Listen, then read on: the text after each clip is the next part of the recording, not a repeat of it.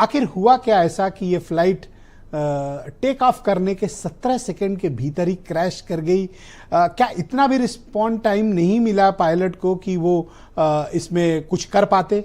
इस तरह की घटनाएं जब होती हैं तो इनके पीछे के कारण आप क्या मानते हैं, और पूरे देश जानना चाहता है कि ये हुआ कैसे, how? Actually, as a pilot, I am really very saddened and in shock position because there are a lot of people, lot of pilots, 2 pilots set and crew, they died. इसमें जैसे ही टेक ऑफ हुआ उसके with in 15 second 17 second aircraft अपनी एक stable position, aircraft stable height पे भी न पहुंच करके उसके पहले ही ये क्रैश हो गया। आप ये समझ सकते हैं कि आपका जैसे ही टेक ऑफ हुआ उस with in A second aircraft के पास थ्रस्ट ही नहीं थी कि एयरक्राफ्ट से एक सेफ ऑल्टीट्यूड तक वो पहुंच सके। आपको अराउंड 2000 फीट हम लोग उसको कंसीडर करते हैं कि 2000 फीट के पहुंचने पे ही आप कुछ रिएक्शन, आप पायलट एक्शन कुछ कर सकता है। आप प्रॉपर वीडियो आप उसको प्रॉपर देखिए, उसको जैसे ही टेक ऑफ होता है, जैसे ही रनवे से टेक ऑफ करता है तुरंत ही उसमें उसके इंजन में कुछ ना कुछ इश्यूज हैं। अभी ये चूंकि अब इसकी पूरी जांच बैठेगी, डीजीसीए बीसीए सब इसकी जांच करेगा तो आपको एक एग्जैक्ट उसकी फॉल्ट पता चलेगी। लेकिन हम लोगों के पास में एज ए पायलट हम लोगों के पास में कोई भी एक सेकेंड भी नहीं था कि हम लोग उसका कुछ प्रॉपर एक्शन ले सकें। प्रॉपर जैसे ही टेक ऑफ किया with in 5 second aircraft 600 feet तक क्लाइंब किया। फिर वो एज ए ग्लाइडर पायलट ने पूरा एक्शन लिया, लेकिन उसके पास कोई मुझे एज ए इनिशियल स्टेटमेंट मुझे अभी मैं कंफर्म मैं नहीं कर सकता, बट फिर भी मैं इतना इनिशियली ये कह सकता हूं कि उसके पास पायलट के पास कोई भी एक्शन टाइम 1 सेकेंड का भी नहीं था। प्रखर जी ये बताओ कि हुआ क्या होगा, मतलब एक अंदाजा क्या है, ये क्या डुअल इंजन फेल्योर है?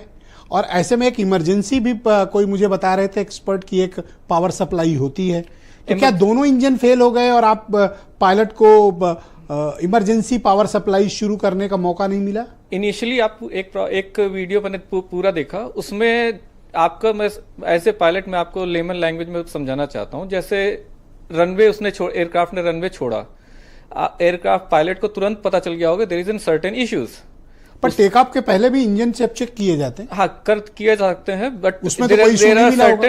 There are certain speed, defined speed which is defined by the manufacturer. ये वीआर स्पीड वो एयरक्राफ्ट क्रॉस कर चुका है, जैसा वीडियो मुझे समझ में आ रहा है, एक रोटेशनल स्पीड होती है वीआर, उसको क्रॉस कर चुका है, जिसके बाद में पायलट इसको स्टॉप नहीं कर सकता टेक ऑफ को। ओके, अबॉर्ट नहीं हो सकता, अबॉर्ट नहीं हो सकता, टेक ऑफ ही करना, टेक ऑफ करना ही करना है। आप करीब है 600 फीट तक मैक्सिमम वो गेन किया है, इसका मतलब वो एयरपोर्ट के पेरीमीटर के बाहर भी नहीं पहुंचा था। और वो उसका वीडियो देखिए प्रॉपरली, वो नीचे as a glider without power जाता हुआ दिख रहा है प्रॉपरली, वाइंड के सहारे उतरने की मुझे लग रहा है कोशिश कर रहा है। दैट मींस कि उसके पास है हम लोगों को सिखाया जाता है कि आपको एक स्टेबल इस हाइट पे आइए, to that is around 2000 feet, depend upon the particular aircraft, 2000 to 2500। तब टर्न तो आप उसको टर्न करके आपको फिर से उसको लैंड करा सकते हैं। That is the standard procedure. मतलब 2000 फीट पे पहुंचता उसके बाद टर्न ले सकते थे, लेकिन यहाँ पे आप देखिए 600 फीट, मतलब 600 फीट इज नथिंग फॉर, वो तो एयरपोर्ट बाउंड्री है। With in 5 second you can achieve 600 feet, 1000 feet. So it's very shocking. आपको क्या लगता है कि ये दोनों इंजन फेल हुए होंगे? I cannot say initially, but there is no pilot power के पास, वो क्या कर सकते थे? बट वीडियो देख के तो अब ये तो लगभग क्लियर है कि there was no power।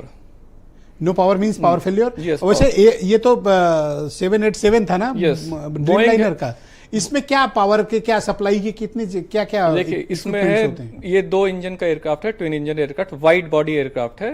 ये आपको 7000 किलो नॉटिकल माइल तक इसकी रेंज है। ओके। और ये बेसिकली वाइड बॉडी एयरक्राफ्ट होने के कारण से इसमें इंजन जो इसके हैं, इसका इंजन बड़े ही ताकतवर सक्षम है, सर्टिफाइड है by FAA, NTSB all around the world. Even हमारे यहाँ DGCA ने भी इसको प्रॉपर्ली सर्टिफाइड किया हुआ है। बट अब थोड़ा सा एक एक्सीडेंट हुआ है तो कोई ना कोई रीजन है, कोई ना कोई कारण रहा होगा। होते हैं या ये रेयरेस्ट ऑफ द रेयर है, जैसा लोग कह रहे हैं? देखिए एविएशन में एक्सीडेंट है रेयरेस्ट ऑफ द रेयर होते हैं, आप किसी भी इंडस्ट्री में आप देखिए, aviation transportation the safest transportation of the world. आप रोड पे चलिए, इंडिया में है करीब 1.25 लाख से 2 लाख व्यक्ति हर साल है मारे जाते हैं रोड एक्सीडेंट में। एविएशन में मुश्किल से गिने चुने 2-4 हजार 6 हजार लोग मरते हैं साल में। तो ये but I am not certifying, I am not justifying the accident. ये मैन्युफैक्चरिंग डिफॉल्ट है या फिर अभी इनिशियली टेक्निकल फॉल्ट है? तो कुछ नहीं मैं कह सकता, बट हाँ इंजन में पावर नहीं थी, दैट इज वो मुझे दूर इंजन में पावर कब नहीं रहती? इंजन में कुछ फेलियर है, इंजन फेलियर हो सकता पर है। हाउ अभी इज मैं पॉसिबल श्योर कि दोनों इंजन फेल हो जाएं? अगर इंजन में पावर होती और उसका कुछ भी अगर होता तो 100% कुछ एक सिंगल इंजन भी होता, अगर एक सिंगल इंजन भी सही होता तो pilot has the capacity to take off and land safely. Okay, आप सिंगल इंजन पे आप ये सर्टिफाइड होता है, आप 2 से 3 हजार नॉटिकल माइल तक वो जा सकता है, 2 से 3 हजार नॉटिकल माइल। जैसे कि AI 171 के जो पायलट थे सबरवाल जी, 8,000 घंटे से भी ज्यादा का अनुभव था। आप लोगों के सेक्टर में 8,000 घंटे के अनुभव के पायलट को किस तरह से देखते हैं आप लोग? 8,300 घंटे कैप्टन, वो LTC लाइन ट्रेनिंग कैप्टन थे, बहुत ही सीनियर पायलट हैं, बहुत ही इस more than sufficient experience it is. मतलब वो हैंडल कर सकते थे? बिल्कुल। हम लोगों की जो ट्रेनिंग होती है ये टॉप ऑफ द वर्ल्ड है, एक एयरलाइन स्टैंडर्ड होता है। इवन एज ए को pilot who start the flying, जो 0 आवर से भी होता है उसको भी सर्टिफाइड होता है अकेले लैंड कराने के लिए।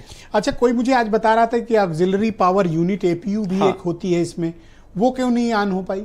उसका रिएक्शन टाइम ही नहीं था। आप खुद सोचिए, एविएशन में रिएक्शन टाइम है, आप with in 15-20 second, with in a minute maximum मैं मान सकता हूँ, with in 17 second only, with in 17 second आप हम लोगों को एक लाइन बोलने में 1 मिनट लग जाता है।